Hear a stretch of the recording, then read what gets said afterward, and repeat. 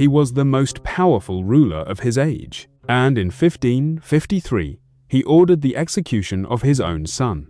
1566. A tent in the Hungarian plains. Rain falls steady and cold outside. The most powerful man on earth is dying. Fever has reduced him to shadow and tremor. Suleiman the Magnificent, conqueror of Belgrade, terror of Vienna, lawgiver to 20 million souls, and in his final delirium, as attendants lean close to hear, he calls one name, not God, not empire, Mustafa. The son he strangled 13 years earlier, he was dying haunted not by his enemies, but by that decision, and the empire he believed he saved by doing it. History remembers Suleiman as magnificent. The name itself is propaganda. The West called him magnificent for his wealth. His own people called him the lawgiver for his justice. But neither title names what defined him: control. He inherited an empire at 26 and did something his predecessors hadn't.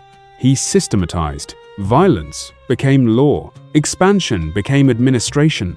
Chaos became predictable. Everything calculated. Everything controlled, including succession, especially succession. Because, in the Ottoman system, succession wasn't inheritance, it was elimination. Ottoman law had no primogeniture, no guaranteed heir. When a sultan died, his sons competed for the throne. The winner took power. The losers were executed within hours.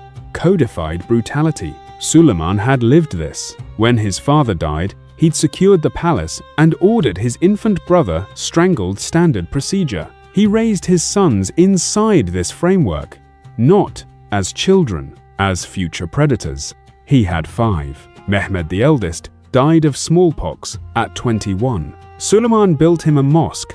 Mustafa, born before Suleiman, met Roxolana, strong, intelligent, a natural general. Then Roxolana's sons, Selim, Bayezid, Cihangir. After Mehmed's death, Mustafa became the presumptive heir, and that presumption became his death sentence. By 1553, Prince Mustafa governed Manisa, a provincial post designed to train future sultans. He was everything the role required. There's a scene recorded in multiple chronicles. During military inspection, a Janissary veteran approached with a pay grievance.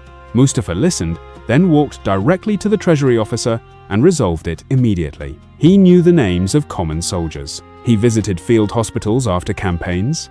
He settled disputes personally rather than through intermediaries. The Janissaries started comparing him to Mehmed the Conqueror. Suleiman heard this, not as praise, as threat assessment. He noticed how officers straightened when Mustafa entered rooms, how conversations shifted when his son's name was mentioned. When Mustafa visited military camps, attendance was voluntary but universal. When Suleiman visited, it was mandatory and perfunctory. The soldiers didn't just respect Mustafa, they preferred him. Some kissed his hand longer than protocol allowed. Veterans who had served under 3 sultans said they had never witnessed such devotion. This should have been good. It was fatal. Roxolana Hurrem Sultan was structurally impossible. A concubine who became legal wife, a slave who became political partner.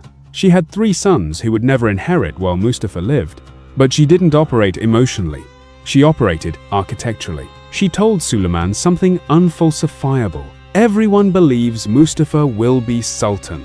The governors defer to him. The Janissaries invoke his name before yours. Then the critical reframe. What's the difference between a popular prince preparing to rule and one preparing to seize power early? Intent. And intent is invisible until it becomes action.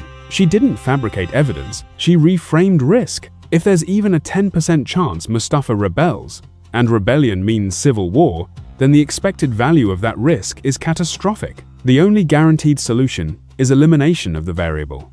This is how intelligent people justify atrocity, not through emotion, through probability management. When reports reached Istanbul that Mustafa had exchanged letters with the Safavid Shah, Suleiman faced the unfalsifiable question. He didn't decide emotionally, he decided probabilistically. The question wasn't whether Mustafa was guilty. The question was whether uncertainty itself was sustainable. In the logic of absolute power, doubt is indistinguishable from threat. Mustafa couldn't prove loyalty because proving loyalty required proving the absence of future intent. And future intent is unfalsifiable. Every act of competence became evidence of ambition. Every display of loyalty became performance. Every refusal to plot became proof of sophisticated patience. The more innocent Mustafa appeared, the more dangerous that innocence seemed. This is the epistemological trap of autocracy. Power cannot tolerate ambiguity. It demands binary certainty in a world of probabilistic truth. Suleiman needed certainty. The system produced only suspicion, so he chose the one irreversible form of certainty. In September 1553, he summoned Mustafa to his camp at Eregli. Military protocol required princes to appear when summoned. Refusing meant treason.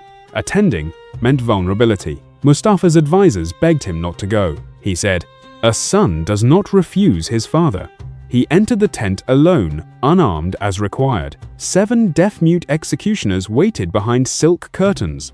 Suleiman gave the signal. They emerged. Mustafa realized instantly. He fought.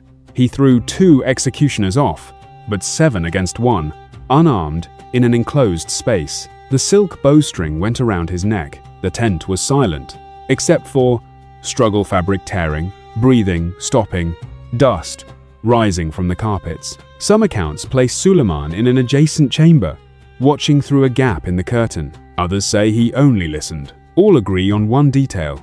As the cord tightened, Mustafa managed one word: father. Not a plea, not an accusation, an identification. The executioners couldn't hear it. They were deaf. Suleiman could. When it ended, the tent fell completely silent. Mustafa's body was displayed at the tent entrance. The Janissaries wept openly. Several officers committed suicide. A mutiny erupted and was crushed. Suleiman returned to Istanbul. He never spoke Mustafa's name in official record again. The execution didn't resolve the succession crisis. It guaranteed one. 3 princes remained. Selim intelligent enough to survive. 2 mediocre to lead. Already alcoholic. Bayezid capable but impatient.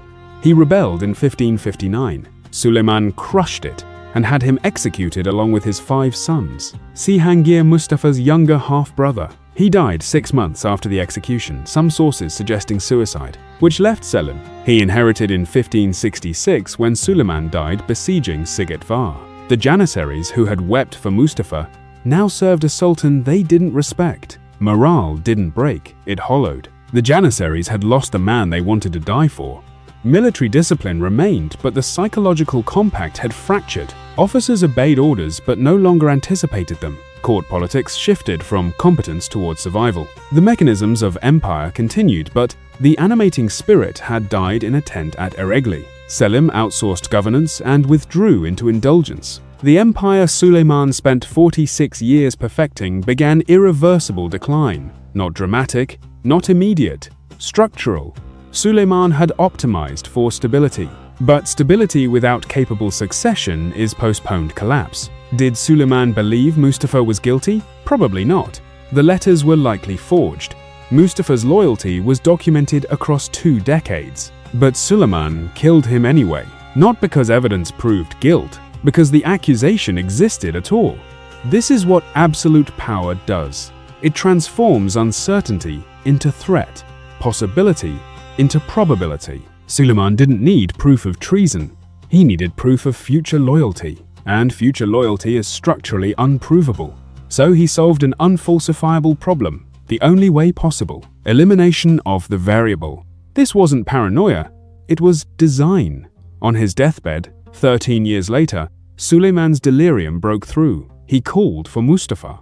Not as regret, as confusion. But confusion reveals. When control dissolved, when law and empire fell away, what remained was elemental. A father killed his son, not for justice, not for necessity, for certainty. And certainty, it turned out, was the one thing absolute power could never guarantee. The Ottomans called him Kanuni. The West called him Magnificent. But titles dissolve in the dark. In the tent at Eregli, in the seconds before the signal, he was something simpler.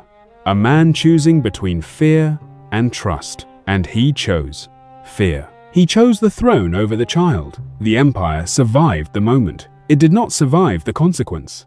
Because power that destroys its strongest future to secure its present does not eliminate risk. It postpones collapse. What followed was not immediate ruin, but managed decay, discipline without devotion, authority without admiration, continuity without vitality. The systems endured. The spirit did not. That is the final arithmetic of his reign. He preserved control. He forfeited inheritance. And in the end, as rain fell outside his final tent, the voice that returned was not the empire's, it was his son's. Not glory, loss.